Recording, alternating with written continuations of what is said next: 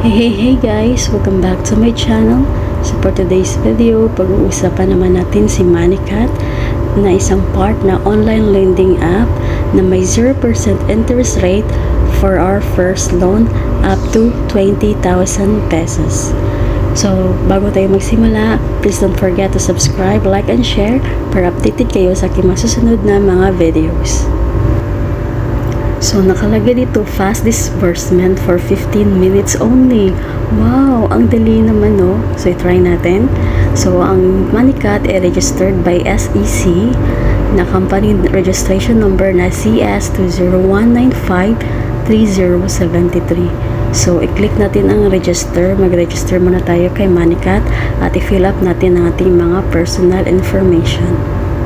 So, dito i-type natin ating mobile phone number, mag-provide tayo para padalhan tayo ng verification code kay Moneycat. So, ito, basahin natin yung accept privacy policy and terms and conditions. Dapat i-click natin yung agree. Dapat basahin muna natin yung mga policy, mga terms and condition ng Moneycat. So, click agree. Dito, i-type natin ang full name. Kung ikaw ba yung Mr., Mrs., or Miss, so choose birthday natin. Ito at ating Gmail address. Click submit. At ito, okay. Ito ating mga bank account. So, now tell me where I can send you the money. So, dito, any bank account open under your name will do. So, please ensure the number is correct.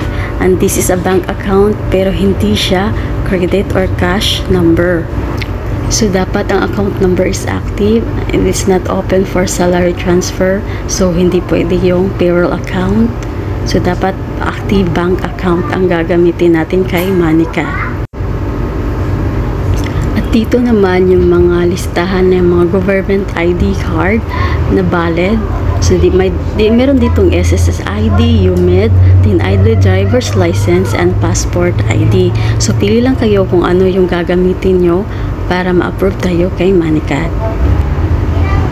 So, dito naman yung contact references natin. Pipili tayo kung ito ba ating katrabaho, kapatid, anak, or pinsan. Basta pili lang tayo ng relatives in case na hindi tayo makontak ni Moneycat, sila yung tatawagan ni Moneycat. Kaya, pili lang tayo yung mga active number. At dito naman yung loan amount natin na gusto nating i-loan kay Moneycat. Depende sa iyo kung magkano yung gusto mo, pero dito ay subject for approval ni Moneycat. Kung gusto mo yung 500, 1,000, o gusto mo yung 20,000, ano mo lang to, i-choose loan, tapos i-click mo yung may box dito na choose loan button. At dito naman, i-access ni Moneycat yung location natin. So, click lang natin yung okay para ma-open yung location natin. At dito naman, magpapadala ng verification code si Moneycat na 4 digits. So, i-type nyo lang dyan.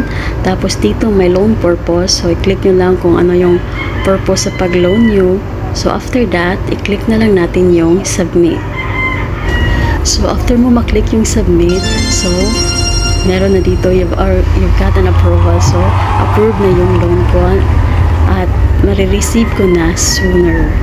So, ang bilis lang talaga ni Moneycat, wala pang minuto, mag-a-approve sila, tsaka ma-receive mo na yung account mo.